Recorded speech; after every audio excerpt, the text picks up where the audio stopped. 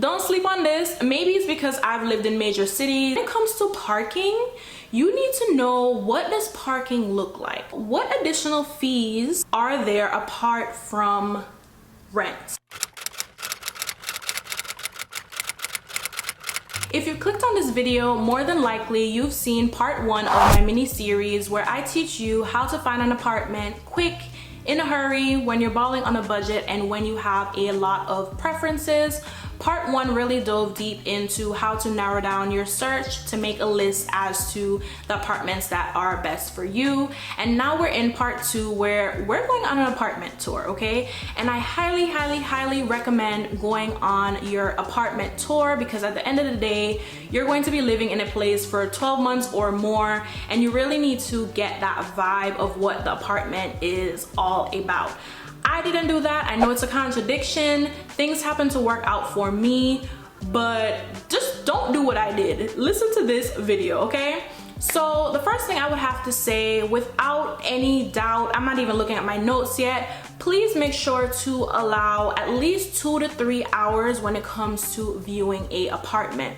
If you can, it's best to spread the tours out, because you want to really take a look at the surrounding areas. You really want to be able to ask questions, tour the apartment. After you see the actual apartment, drive around or walk around the actual neighborhood. The second thing I would have to say, when you go to the apartment, when you meet that leasing agent or the condo owner, you want to make sure you get a direct contact for them. So that is a telephone number, that is an email address. You really don't want to be talking to Jill, Sam, Eric about your apartment. Okay, the next point I have here is to let them know your preferences again.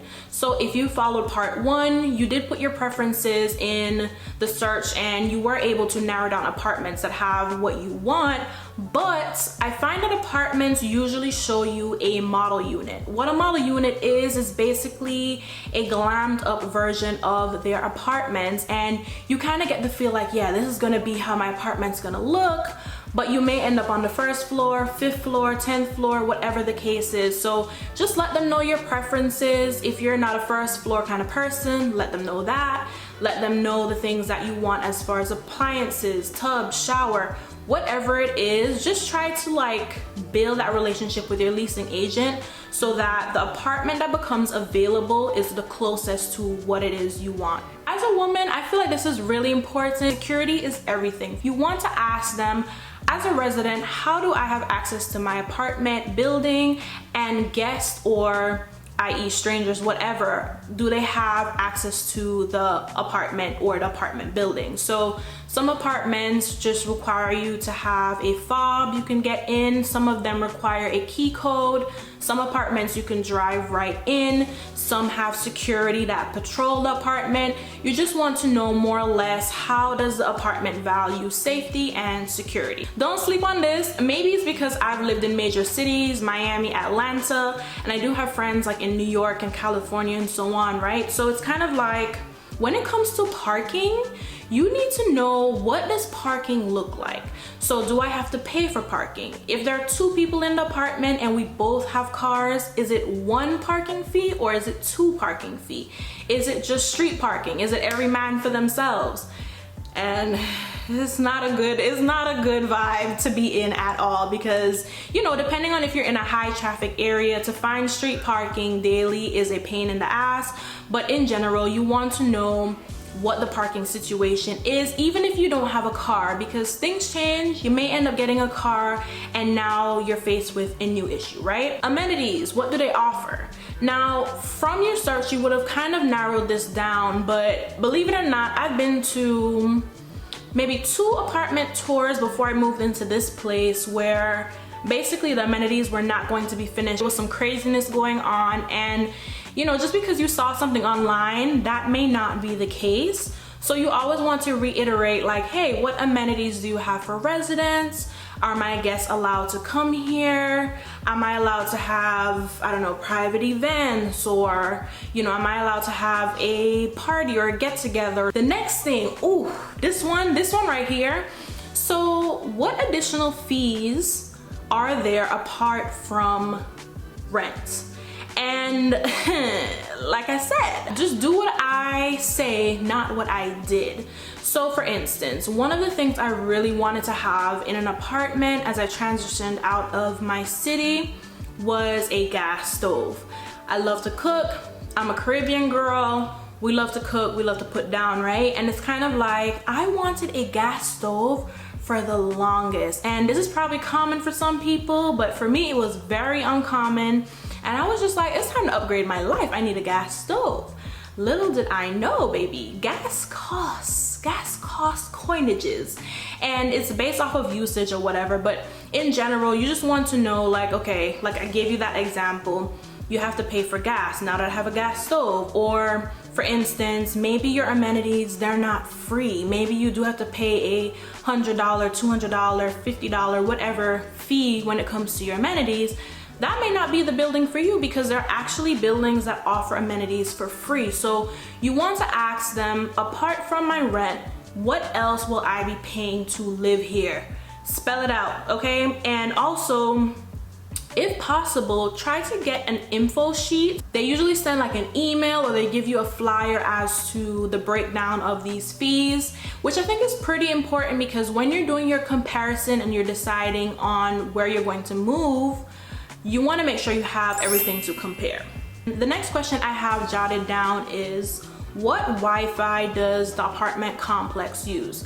Now, if you're not going to get Wi-Fi, just bypass this question in general. But for me, when I first moved, I had Comcast, well, they call it Xfinity, Comcast, whatever, same thing. And that actually did not transfer to my current apartment. I'm now with Google Fiber. So in general, it's not a big deal, but it is something you want to know so you can prepare ahead of time. A lot of the times we think we can just take our internet box and just move to the next place, but some apartments are wired differently, and I feel like it's something you just need to know so you can set up ahead of time. As you're touring this apartment, first of all, when you pulled up in the surrounding areas, I need you to take a look at just if there's trash anywhere, if there's dog poop, is there anyone cleaning, wiping things down? At least you should tell that the place has been vacuumed, swept, it should smell good. And also when it comes to trash and how your trash is thrown out, I feel like you need to ask about that too. A lot of apartments have valet trash, which means you put your trash out in a bin or whatever, they come, they pick it up. A lot of apartments have trash chutes. So you just want to know how trash will be disposed of, and you just want to see kind of like how they handle the cleanliness of the apartment. Comes down to being observant, like we talked about. The mailroom. I know this is not, like I said, every state, every city is different, but when it comes to the experiences I've had, I like to ask, how do I receive mail? How do I receive packages? Some apartments, you'll have to go into the actual leasing office to get your packages. Some apartments have a package room. Some apartments, the packages will be delivered directly to you. And this may not be a deal breaker for some, but as someone that has a small business, it's important that I knew there was some sort of security with packages, because I don't want my package to just be on my front step all day, every day if I'm gone or whatever the case is. Obviously, there's ways around this. The next thing is there a washer and dryer in unit? And literally they've been like, oh yeah, you have to pay for a washer and dryer, or you have to put your own washer and dryer, which is fine in some cases. Also, I've heard and seen situations where you've had to share a washer and dryer with the whole building, or share it with your floor. If you're not into that, like I said, these are questions to ask and to look out for so you can know what decisions to make. Is your complex pet friendly? In general, even if you don't have a pet, you never know what the future may hold. In 6 months, you may want to get a pet, and if the apartment does not allow dogs or cats at all, then you're stuck. And the last thing, actually I have two more points. So the next thing would be renter's insurance. What does it cover for real? A lot of apartments actually have insurance built into their apartments. Some you have to find your own insurance policy and all of that, which is fine. But for instance, I live in Miami, and the renter's insurance, it usually ranges from like $20 to $50 depending on what is in your policy, right? we're prone to hurricanes. So if you live, like for instance, on the beach, you want to make sure it has flood coverage.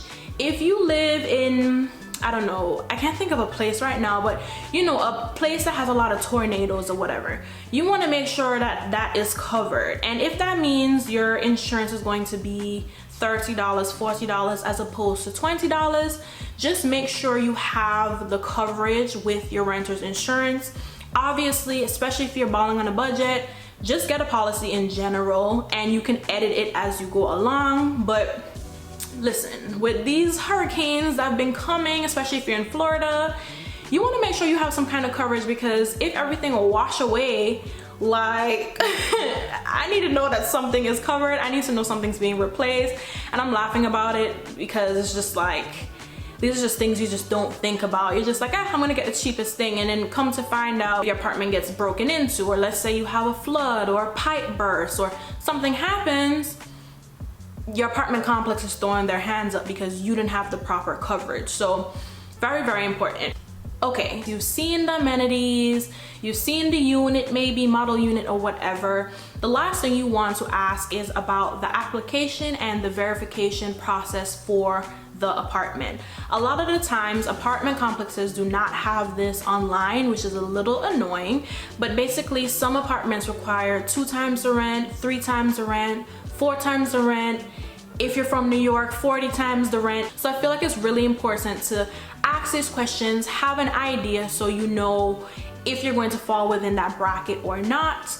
Another thing I would have to say is when it comes to the verification, it's tricky because if you are a entrepreneur, solopreneur, creative, of course it's a whole different side to your verification, but you just need to know how you would go about it. If you're an entrepreneur, how you'll go about it. If you have a regular W-2, you need to make sure you have all of that lined up, so when you go home and you do your eval and you know you're starting that process, you know what that looks like.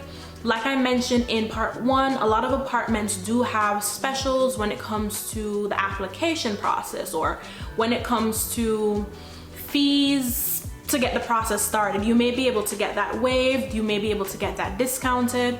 So make sure you ask if they have any specials or if they have any incentives for signing a lease. Another point I want to add in is to make sure you get everything in writing. You want to make sure you get a list of the fees as well as the direct number and email for that leasing agent. What I've started to do is, let's say I call and I'm like, hey, I put my application in, how long will it take?